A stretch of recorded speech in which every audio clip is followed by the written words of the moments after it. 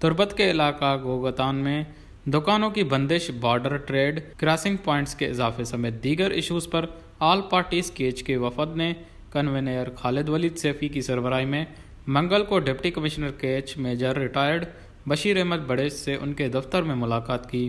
ملاقات میں کنوینر خالد ولید سیفی نے کہا کہ حال ہی میں حق دو تحریک کے کارکنوں کے گھروں میں چھاپوں کے دوران چادر اور چار دیواری کی پامالی نہیں ہونا چاہیے تھی۔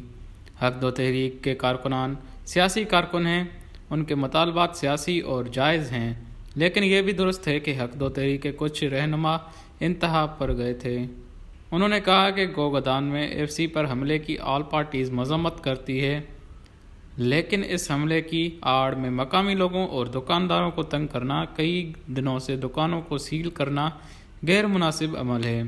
شہر میں امن و امان اور دکانداروں کو تحفظ فراہم کرنا ضلعی انتظامیہ کی ذمہ داری ہے، اس لیے دکان کھلوا کر لوگوں کو ریلیف فراہم کریں۔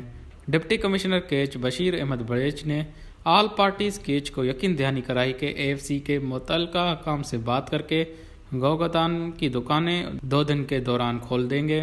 ڈپٹی کمشنر نے حق دو تحریک کیچ کے گھروں میں چھاپے نہ لگوانے کی یقین دہانی کی اور کہا کہ بارڈر ٹریڈ کے لیے کراسنگ پوائنٹس بڑھانے کے لیے ہماری طرف تیاریاں مکمل ہیں، صرف ایران کی طرف سے تاخیر ہو رہی ہے۔